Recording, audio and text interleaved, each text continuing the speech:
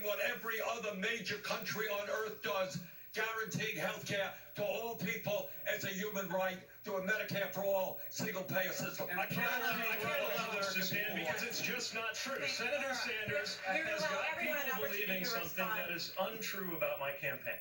The idea that most of my campaign is funded by billionaires. Say that, Pete. 50 people. All right. In Charleston alone, just in Charleston, over 2,000 people have contributed to my campaign. That means the dollars that have come to my campaign just from Charleston is more than the dollars that have come from the 50 people that you mentioned. Grassroots contributions are the lifeblood of my campaign. In fact, I shouldn't miss the opportunity. If you're watching right now and you support my campaign, go to PeteForAmerica.com and chip in. And if you're watching right now and you're a billionaire, I will raise your taxes. But if you'd like to defeat Donald Trump, please go to PeteForAmerica.com and donate the legal maximum of $2,800. All right, Mayor Buttigieg, Okay. Vice President Biden, I want to bring us to another topic. We're in South Carolina. It's the first primary with a significant black voting population. Your numbers appear to be slipping with black voters.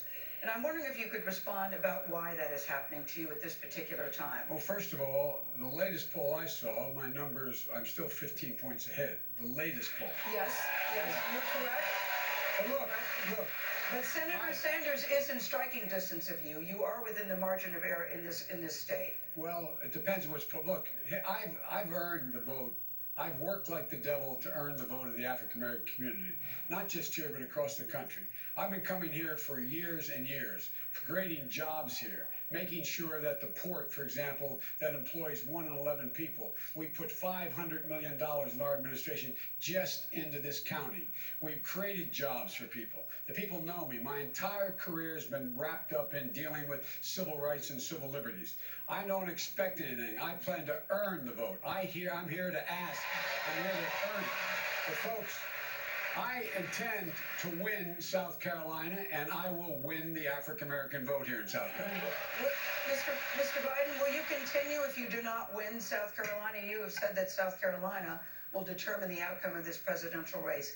If you don't win South Carolina, will you continue in the race? I will win South Carolina. All right, sir. Mayor Bloomberg, I'd like to bring you this conversation. I want to ask you about a question that impacts the black and brown community. You've apologized for stop and frisk repeatedly.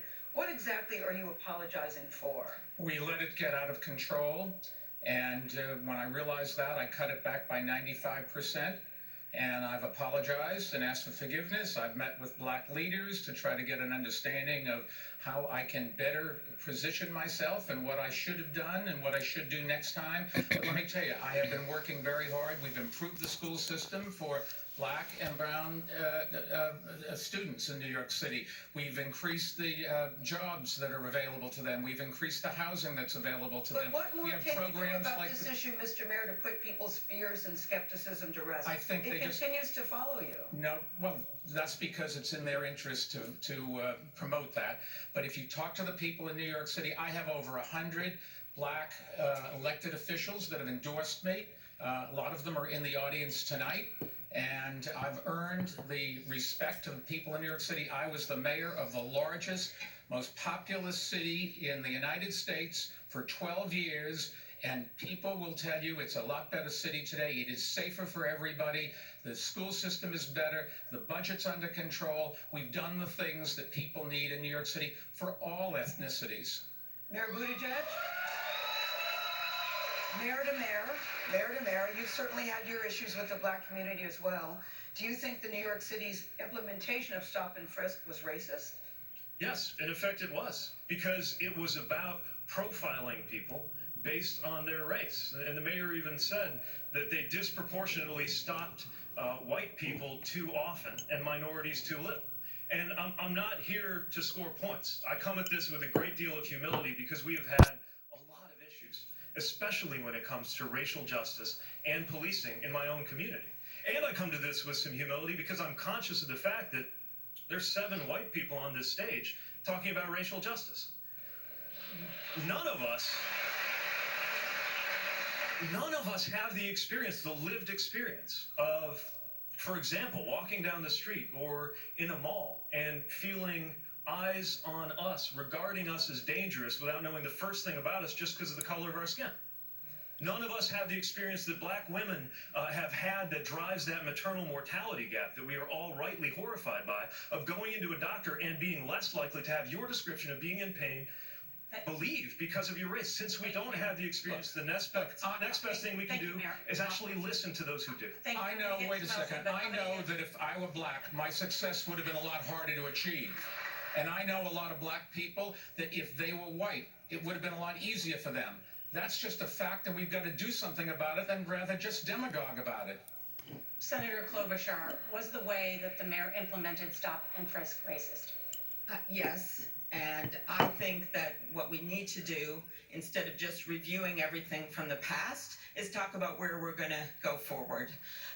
Martin Luther King once said that we are all tied in a single garment of destiny, and that what affects one of us directly affects all of us indirectly. So when there is racism in the criminal justice system, then we need to fix it. And to me, that means sentencing reform like the First Step Act and extending that to the states with the Second Step Act. It means equal opportunity, because if we don't pass Representative Clyburn's bill out of South Carolina here to invest in impoverished communities, we're never going to get to that single garment of destiny. And we also need to do something about child care, about making sure we increase the minimum wage, and then finally voting. While we are all sitting here debating, Wisconsin has kicked hundreds of thousands of people off of their voting rolls. Thank you, Georgia Senator. kicked 100,000 off. As president, I will get voting rights to be a reality All for right, everyone. Senator Warren, I'm coming to you. I want to direct this question to you because Mayor Bloomberg has said he got in this race late because he doesn't believe that any of you on stage can beat Donald Trump. You said Mayor Bloomberg is not the safest candidate. He is the riskiest candidate. What did you mean by that? I mean that Mayor Bloomberg, let's think of it this way. We're here in Charleston, and you know who's going to be in Charleston later this week is Donald Trump. He's going to be here to raise money for his buddy, Senator Lindsey